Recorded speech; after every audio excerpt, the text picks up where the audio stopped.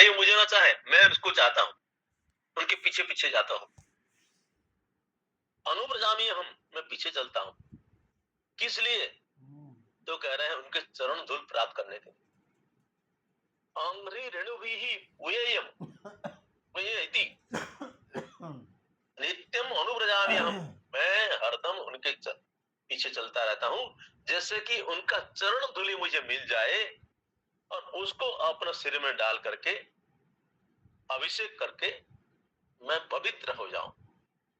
मेरे भक्तों के चरण धूल से मैं पवित्र होता हूं और फिर अन्य को पवित्र करने के लिए मैं शक्ति प्राप्त करता हूं।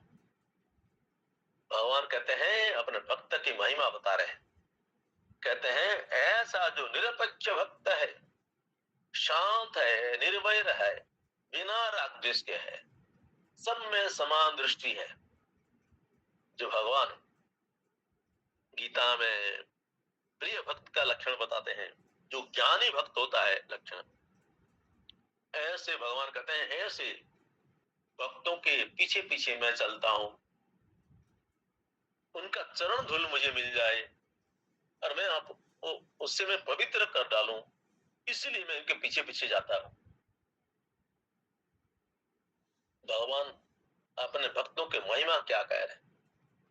अकिंचनामय अनुरक्त चेतसः शांता महंतोऽखिल जीव वत्सला कामेन न लब्धधियो सन्ति यत्तन्निरपेक्षं न विदो सुखं मम। तो कह रहे हैं जो अकिंचन है, ये अकिंचन भगवान बहुत पसंद है, जो कुछ भी किसी से नहीं चाहता है, जिसके पास कुछ भी नहीं है, अकिंचन है, दीन है बाह्य दृष्टिकोण से,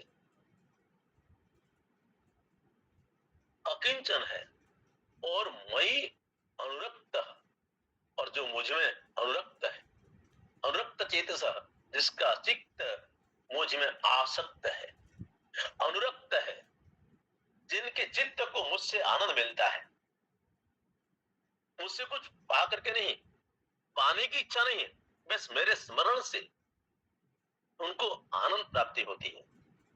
ऐसे मई अनुरक्त रक्त चेतस शांत, सांसारिक किसी प्रकार की इच्छा नहीं है, मन उसका शांत है, सांसारिक दृष्टिकोण से शांत है, और वो दिलदार होता है, महान होता है, महानतम महानतम। अखिल जीव वत्सला, इस सभी जीवों को प्यार करता है, जैसे माँ बच्चों को प्यार करती है, वात्सल्य रखती है, इसी प्रकार मेरे जो भक्त है सबके प्रति वात्सल्य भाव रखते। ऐसे भक्तों को कामये अनाब्धधियः, जिनके बुद्धि कामना से युक्त नहीं है, ऐसे जितने सारे भक्त हैं, कह रहे हैं वो उनको जो आनंद मिलता है, जत जुषंति, उनको जो आनंद मिलता है, कह रहे हैं ऐसा सुख अन्य किसी को नहीं मिलता है, न विदुः सुखम मम, उनको जैसा सुख मिलता है और किसी को ऐसा सुख नहीं मिलता है। और कह रहे हैं भक्त का लक्षण भगवान, बाध्यमानेपि मद्भक्तः विषये अजितेन्द्रियः प्राय प्रगल्भया भक्त्या विषये विषये न भूयते। बाध्यमानः अपि, मतलब इनको कोई बाध्य कर दे, मजबूर कर दे, तब भी विषयों की इच्छा नहीं करते हैं। अगर लोग इसको परेशान करते हैं, जबरदस्ती कुछ करते हैं, मेरा भक्त क्या है, भले ही थोड़ा अभी जितेंद्रिय पूरा नहीं हुआ है, लेकिन मेरे बल पर, भक्ति के बल पर वो आगे जीत जाता है। प्राय प्रगल्भया भक्त्या विषय ही न अनुभूयते, ओ विषय के से पराभव नहीं होता है, वशीभूत नहीं होता है। कैसे?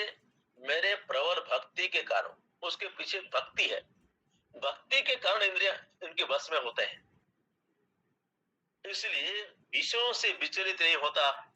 यदि किसी प्रकार का लोग उनको बाध्य भी कर लेते हैं, फिर भी विचलित नहीं होता। कह रहे हैं जथा अग्नि सुसमृद्ध धारची करो ये धांसी भस्मसात तथा सद्विषया भक्ति ही उद्धव एनांसी कृष्ण सह। कह रहे हे उद्धव, यथा अग्नि समुद्र धारची, जैसे अग्नि प्रज्वलित होती है तो क्या है, ईंधन को जला डालती है, लकड़ी को जला डालती है आग। जिस लकड़ी से आग प्रकट हुआ उसी आग ही उस लकड़ियों को जला डालती है। जिस प्रकार अग्नि प्रकट होती है इसी प्रकार भक्ति से अग्नि प्रकट होती है। भक्ति से ज्ञान प्रज्वलित रहता है। भक्ति के बिना ज्ञान प्रज्वलित नहीं रहता है, बुझ जाता है। भक्ति को प्रज्वलित करने वाला, ज्ञान को प्रज्वलित करने वाला वास्तव में भक्ति है। लोग भक्ति को उपेक्षा करके गौण मानते हैं और ज्ञान को श्रेष्ठ मानते हैं। कहते हैं नहीं, अगर ज्ञान को कोई प्रज्वलित रखता है तो भक्ति है, भगवान के प्रति प्रेम है, इससे वैराग्य उत्पन्न होता है। ज्ञान माता भक्ति के पुत्र है। भक्ति के कारण, श्रद्धा के कारण ज्ञान उत्पन्न होता है। श्रद्धावान को ही ज्ञान प्राप्त होता है और ज्ञान टिकता है भक्ति के कारण, नहीं तो ज्ञान टिकेगा ही नहीं और निरस हो जाएगा। इन भक्ति ज्ञान को सरस बना देती है। भक्ति ज्ञान को प्रज्वलित रखती है, रस भर देती है और प्रज्वलित रखती है। तो भगवान कह रहे हैं तथा मद विषया भक्ति ही उद्धव एनांश कृष्ण सह। कह रहे हैं जैसे अग्नि ईंधन को राख कर देती है, जला डालती है, इसी प्रकार ये जो भक्ति है सभी पापों को खत्म कर देती है।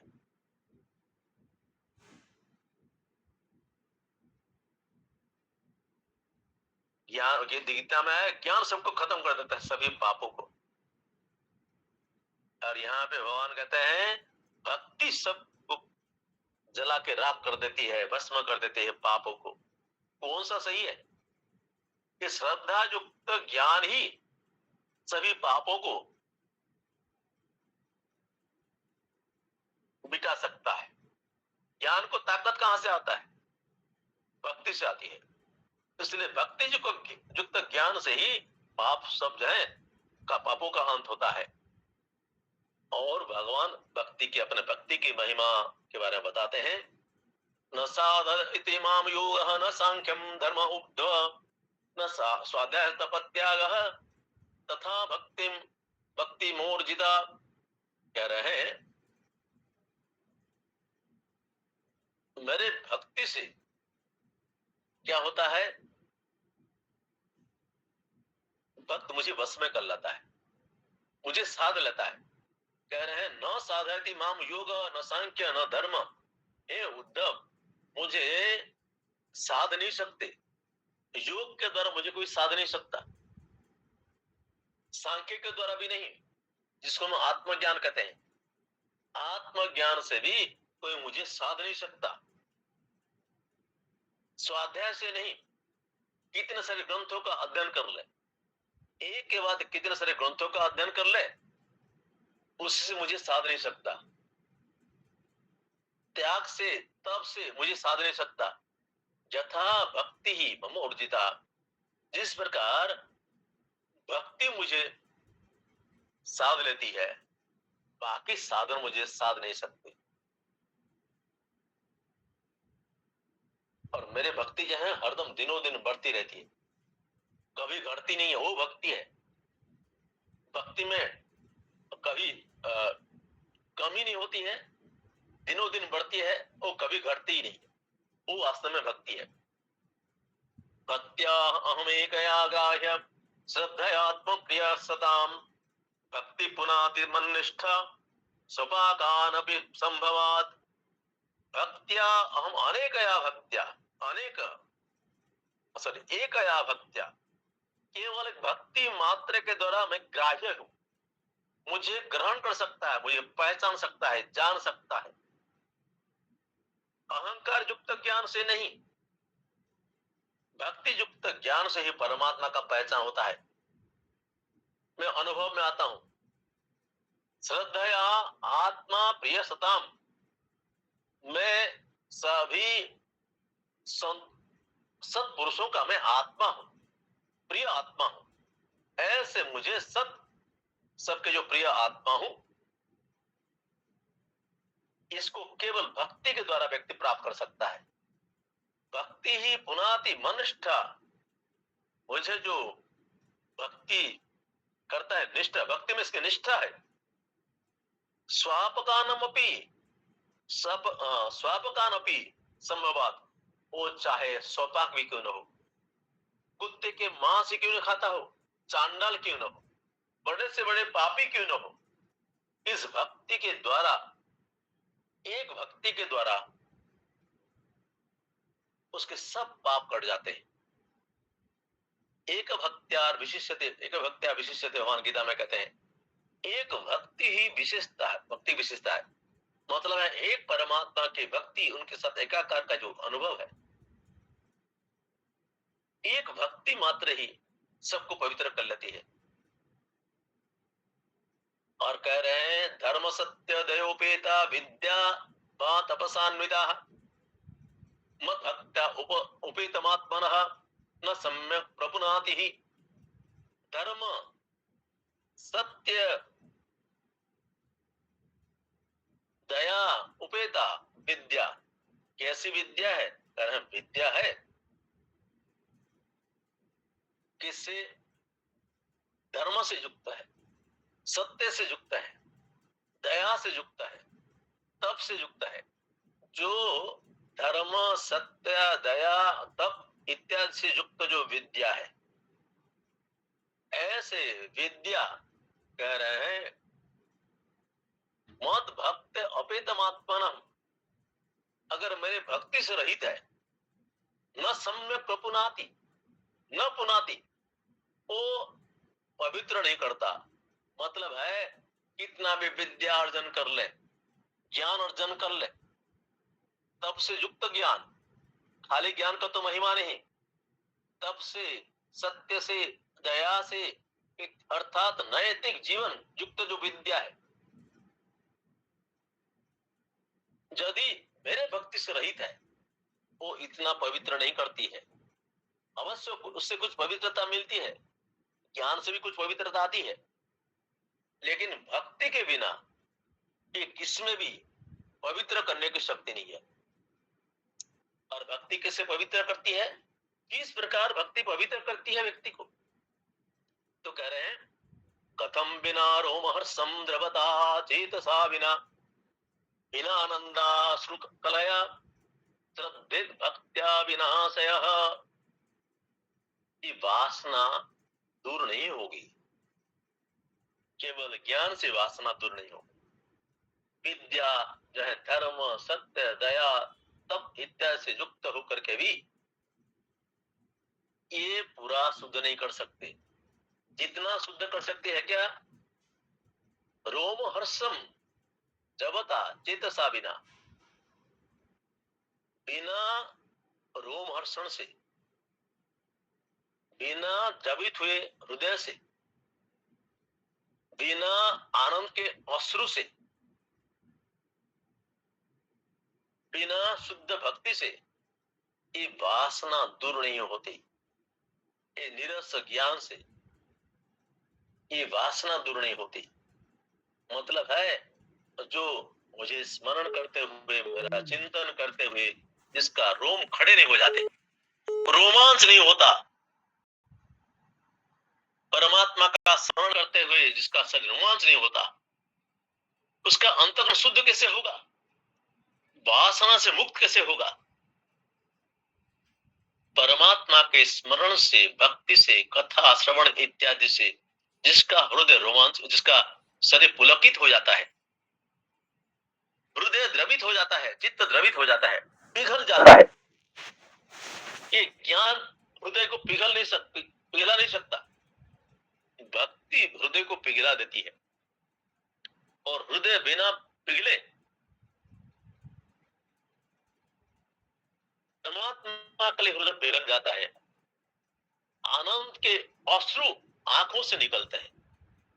ये आनंद के अश्रु भक्ति से परिपूर्ण हृदय से जब आनंद के अश्रु निकलते हैं, आंसू निकलते हैं, वो जितना पवित्र कर लेते हैं इतना अन्य कोई साधन से नहीं होता। और व्यक्ति इसको अनुभव कर सकता है। इस प्रकार कभी कभी भगवान के भक्ति में मन व्याकुल होता है, आंख में आंसू आ जाते हैं, शरीर पुलकित हो जाता है। इसी से हमारे हर प्रकार के पाप हमारे आंख के आंसुओं के माध्यम से निकल जाते हैं। और भक्ति का आंसू अलग प्रकार का होता है, दुख के आंसू अलग प्रकार के होते हैं। आनंद के आंसू में थोड़ा सा उष्णता रहती है। ऐसे आंखों से आंसू आंसू आए बिना ये पाप धुलता नहीं है, वासना दूर होती नहीं है। केवल शुष्क ज्ञान से ये शुद्ध नहीं होता, शुष्क कर्म से शुद्ध नहीं होता। भक्ति युक्त कर्म से, भक्ति युक्त ज्ञान से हमारा अंतःकरण वासना से मुक्त होता है, ज्ञान से नहीं। तो कह रहे हैं कथम बिना रोमहर्षम दबता चेतसा बिना बिना नंदा अश्रुकलया शुद्धित भक्त्या विनाशया। आशा मतलब वासना, ये वासना दूर नहीं होती बिना शुद्ध भक्ति से। शुद्ध भक्ति होने से भगवान के लिए आंख से आंसू बहते हैं। हम ज्ञान की चर्चा करते रहते हैं और अपने बच्चों के लिए रोते हैं, अपने पुत्रों के लिए, लड़के बच्चों के लिए रोते हैं, पत्नी के लिए, पति के लिए रोते हैं। संसार में तकलीफ आ जाती है, उनके लिए आंसू बहते हैं। लेकिन भगवत प्राप्ति के लिए आंसू नहीं बहते हैं।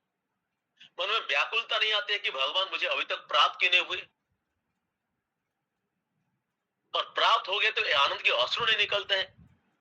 यदि आनंद के भक्ति से आंसू न निकलते हो, यदि संसार के लिए आंसू निकलता है, उसी से मन पवित्र नहीं होता, पाप से मुक्ति नहीं मिलती। और यदि कोई सोचता है मैं तो गीता पढ़ता हूं, उपनिषद पढ़ता हूं, अध्यात्म शास्त्र पढ़ता हूं, गुरु के पास रह करके पढ़ता हूं, लेकिन आंख में आंसू नहीं। जब भक्ति मार्ग में आता है, गुरु के पास जाता है, गुरु के लिए आंख से आंसू बहते हैं। वो भी भक्ति के आंसू है, गुरु भक्ति से आंसू आए। भक्त का हृदय, ज्ञानी का हृदय कठोर नहीं होता। ज्ञानी का हृदय यदि भक्ति से भरा हुआ है, वो वास्तव में स्वयं को पवित्र करता है, दूसरों को भी पवित्र करता है। तो यहाँ पे कह रहे हैं रोम खड़े नहीं होते हैं, रोंगटे खड़े नहीं होते हैं, शरीर पुलकित नहीं होता, हृदय यदि द्रवीभूत नहीं होता, आंख से यदि परमात्मा के स्मरण से आंसू नहीं बहते हैं, तो उनकी वासना कैसे दूर हो गई। इसी प्रकार कह रहे हैं वाणी गदगद गदगदा द्रवती, जिसके वाणी गदगद नहीं हो जाते हैं, वाणी रुक जाती है, भक्ति की प्रबलता हो जाती है, वाणी रुक जाती है। गदगद नहीं होती मतलब है तो गदगद हो जाने से, गद मतलब ही होता है बोलना, संस्कृत भाषा में गदगद हो जाती है, वो बोलने के फिर यह है वाणी रुक जाती है। जब वाणी रुक जाती है फिर बोलने की इच्छा नहीं होती है, उससे मन शुद्ध होता है। ये प्रवचन से मन शुद्ध नहीं होता। जब वाणी गदगद होती है, भक्ति भाव से चलती है, वो अंतःकरण को शुद्ध कर लेता है। हाँ, कुछ लोग नाटक करते हैं, अलग बात है, उससे नहीं, नाटक से नहीं। रामायण सीरियल से, भागवत सीरियल से, सिनेमाओं में नाटक करना होता है। कोई राम जी का नाटक कर रहा है, कोई भरत जी का नाटक कर रहा है, रोल कर रहा है, आंख से आंसू बह रहे हैं, लेकिन वो नाटक है। नाटक से अंतःकरण शुद्ध नहीं होता, उसका भी कुछ प्रभाव पड़ता होगा नाटक करने से भी, लेकिन हृदय की शुद्धता, वासनाओं से मुक्ति जब सचमुच अंदर से, हृदय से भगवान के लिए प्रेम से आंसू बहते हैं, हृदय द्रवीभूत हो जाता है। रुदती अभीक्षम, हसती क्वचित, कभी रोने लगता है, आंसू आंसू बहते हैं, कभी सिसक सिसक करके रोता है। गोपियों के बारे में आता है, रुदु स्वस्वरम, उनका रोना भी स्वर से होता था भगवान के वियोग में। तो इसी प्रकार जिसका हृदय पिघला नहीं है, हसती क्वचित, कभी हंसता है कभी रोता है, विलज्ज उद्गायति, कभी लज्जा छोड़ करके गाता है, लज्जा नहीं करता है, संकोच नहीं करता है भगवान का नाम लेने में, लज्जा छोड़ करके गाता है, नृत्य करता है। गायति नृत्यते च मद भक्ति अजुक भक्ति युक्त, ऐसे जो भक्त है कभी नाचता है कभी गाता है, कभी उसका रोंगटे खड़े हो जाते हैं, कभी पुलकित हो जाता है, कभी आंख से आंसू बहने लगते हैं। ऐसे भक्त के द्वारा क्या होता है, उनका अंतःकरण तो शुद्ध हो जाता है और फिर उनके चारों ओर वातावरण भी शुद्ध हो जाता है, उस माहौल अलग हो जाता है उसका, आस पास में लोग भी पवित्र हो जाते हैं, बड़े बड़े पापी भी अपना पाप छोड़ देते हैं उसके प्रभाव में आकर के, पशु पक्षियां अपने हिंसा वृत्ति छोड़ देते हैं। ऐसे जो कह रहे हैं मेरे भक्त होते हैं, यथा अग्निना हेममलं जहाति द्वातम द्वातम पुनः स्वं भजते च रूपम, आत्मा च कर्मानुशयं विधूय भक्ति योग मद भक्ति योगेन भजति अथो माम। कह रहे यथा अग्निना हेममलं जहाति, जिस प्रकार अग्नि के द्वारा, हेम मतलब है सोना, अपने मल को त्याग देता है। तो हम कान में हाथ में गले में जो पहनते हैं सोना, वो शुद्ध सोना नहीं होती, उसमें कुछ मिलाया जाता है तब जाके वो टिकता है, कुछ अंश उसमें मिलावट होता है। अगर दूसरा कुछ बनाना है, वो क्या करता है, पहले उसके मल को हटाता है, अलग करता है, उसको पिघला देता है, जब पिघल जाता है वो मल हट जाते हैं, दूर हो जाता है, और फिर क्या होता है, उसी हटने के बाद जाकर शुद्ध रूप में आता है। इसी प्रकार कह रहे हैं यथा अग्निना हेममलं जहाति मातम पुनः स्वं भजते च रूपम, फिर अपने स्वरूप में आता है, मल चला गया तो शुद्ध रूप में आए। इसी प्रकार अंतःकरण से जब मल विक्षेप आवरण दोष हट जाते हैं, तो हमारा अंतःकरण पूरा शुद्ध हो जाता है, अपने स्वरूप में आ जाता है, जीव अपने स्वरूप में आ जाता है। तो कह रहे हैं आत्मा च कर्मानुशयं विधूय मद्भक्ति योगेन भजति अतः माम प्रथमा। तो कह रहे हैं इसी प्रकार जो जीवात्मा है, अपने वासना रूपी जो मल है इससे धुल जाता है, भक्ति रूपी अग्नि, भक्ति से प्रज्वलित जो अग्नि है, भक्तिया भक्ति से प्रज्वलित जो ज्ञान है, ये ज्ञान अंधकार मिटाता है और भक्ति बाकी दोषों को निकाल देती है। भक्ति से ही ज्ञान की प्राप्ति होती है और सब दोष दूर हो जाते हैं। यथा यथात्मा परिसृज्यते सो मद पुण्य गाथा श्रवणाभिधाने, तथा तथा पश्यति वस्तु सूक्ष्मं चक्षुर्यथावान् जनसं प्रयुक्तम। कह रहे हैं यथा यथा अग्नि परिसृज्यते असो, जैसे अग्नि सोना को धीरे धीरे साफ करती जाती है, तो ऐसे ही अग्नि सोना का चमक बढ़ जाता है। इसी प्रकार कह रहे हैं मत पुण्य गाथा श्रवणादि भी, इसी प्रकार मेरे पुण्य जो कथा है, श्रवण के द्वारा, मेरे गाथा, मेरे कीर्ति इत्यादि के श्रवण के द्वारा, मेरे नाम स्मरण के द्वारा, नाम जप के द्वारा जितना शुद्ध होता है, जितना जितना शुद्ध हो जाता है, इतना इतना तथा तथा पश्यति वस्तु सूक्ष्म, इसकी दृष्टि इतना साफ होती जाती है। जितना जितना भक्ति होती है, आंख से आंसू निकलते रहते हैं, शुद्ध हो जाता है अंतःकरण, इसकी दृष्टि भी साफ होने लगता है, साफ होने लगती है। दृष्टि ऐसी बन जाती है, जो चीज जैसा है ऐसा दिखने लगता है, धीरे धीरे दृष्टि सूक्ष्म होती जाती है। तथा तथा पश्यति वस्तु सूक्ष्म, की वस्तु के जो वास्तविक जो सूक्ष्मता है उसको दर्शन होने लगते हैं। चक्षु यथावाद जन संप्रयुक्तम, ये जो चक्षु है, दृष्टि शक्ति है, यथाएव अंजन समयुक्तम, अंजन जैसे आंख में काजल लगाने से आंख शुद्ध ठीक होता जाता है, दृष्टि शक्ति बढ़ जाती है। इसी प्रकार ये भक्ति के द्वारा, भक्ति रूपी अंजन से उसकी दृष्टि शुद्ध होती जाती है। जैसे जैसे परमात्मा विषय बातों को सुनता रहता है, ऐसे ही ऐसे उनकी दृष्टि शक्ति बढ़ जाती है। मानो ये काजल है और इसी से अंजन है, इसी से उनका दृष्टि परिवर्तित हो जाती है, फिर सब जगह परमात्मा का दर्शन होने लगता है। हम गुरु सूत्र में पढ़ते हैं, अज्ञानतिमिरान्धस्य ज्ञानांजन शलाकया चक्षुरुन्मीलितं येन तस्मै श्री गुरवे नमः। गुरु क्या करता है, इस आंख को खोल देता है, ये ज्ञानांजन देकर के खोलता है। अरे ज्ञानांजन भक्ति के बिना प्राप्त नहीं होती।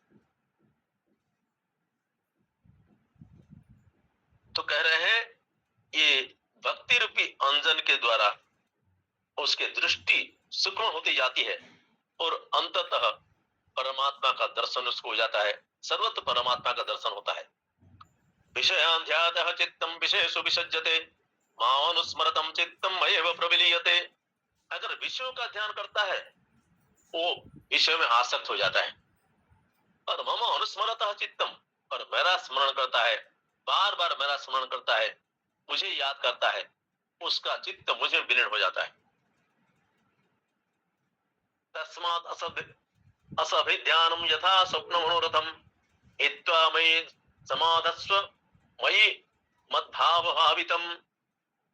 इसलिए करें तस्मात् असत अभिध्यानम, इस संसार असत है, असत विषयों का चिंतन करना क्या है, स्वप्न के जैसा है।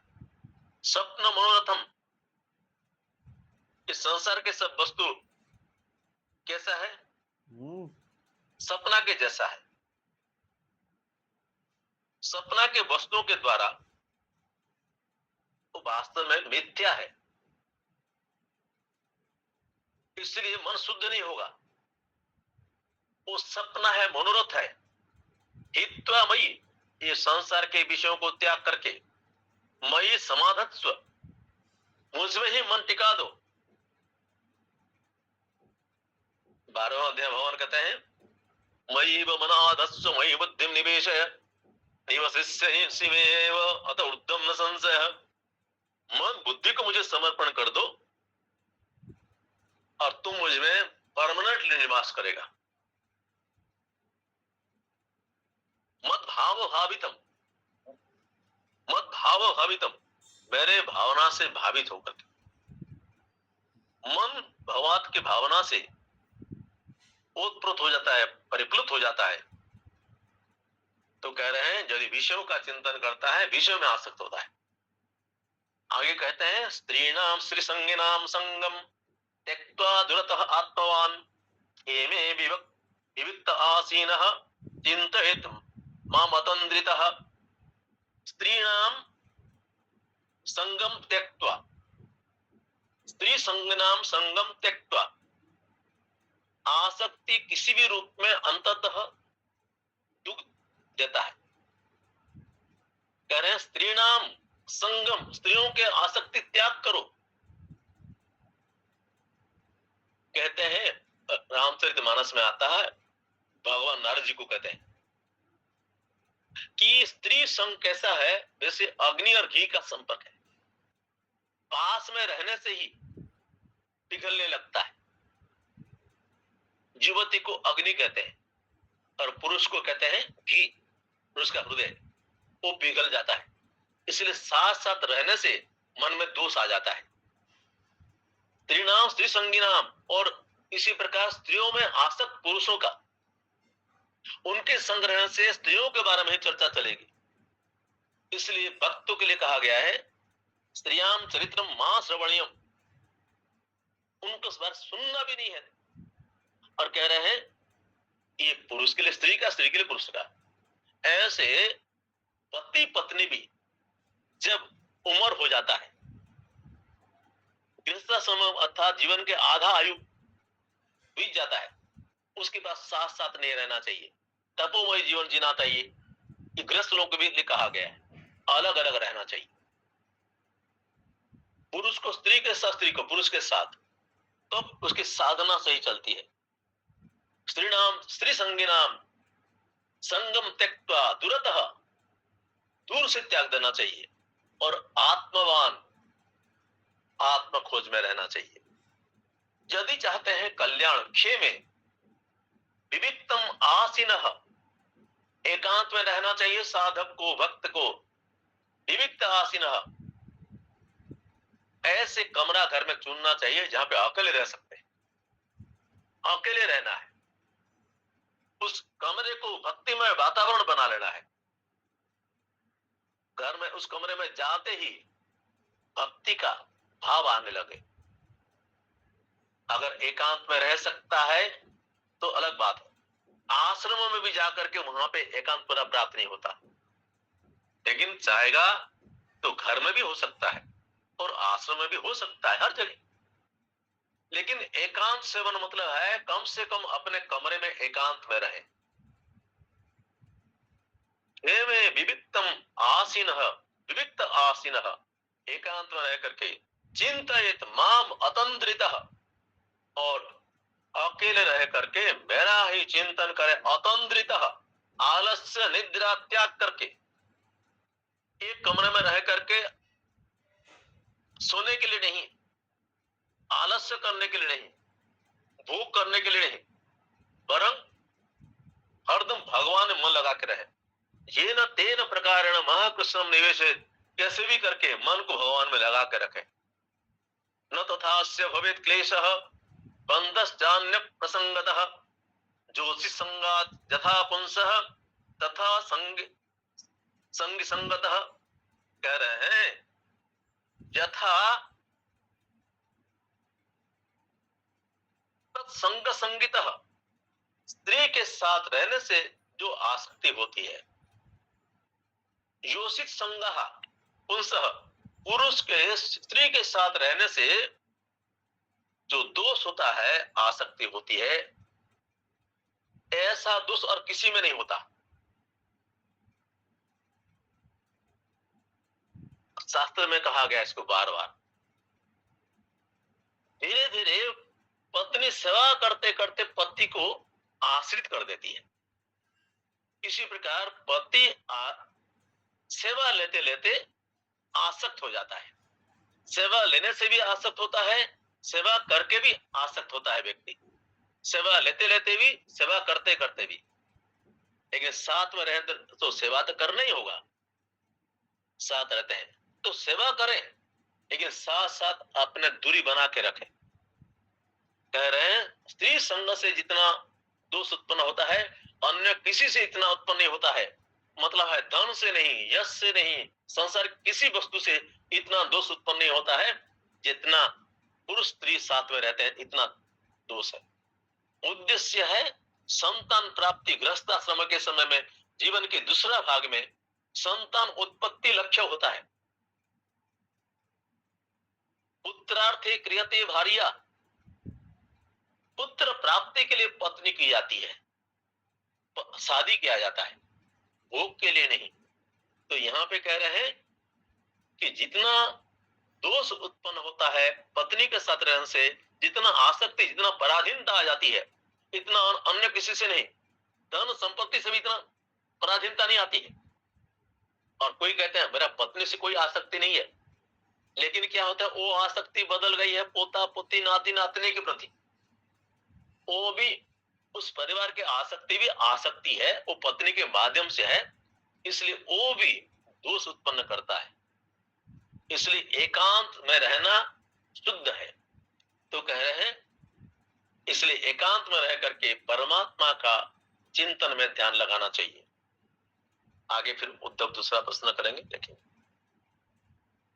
ओम सर्वे भवन्तु सुखिनः, सर्वे सन्तु निरामयाः, सर्वे भद्राणि पश्यन्तु, मा कश्चित् दुःखभाग् भवेत्।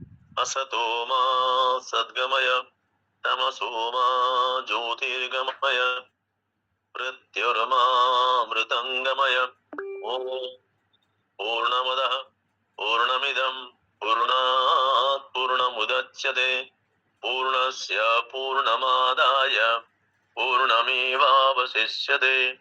ॐ शान्तिः शान्तिः शान्तिः। हरिः ओम। श्री गुरुभ्यो नमः। हरिः ओम। संतोषिनी प्रतिज्ञा करेगी। संतोषिनी महापात्र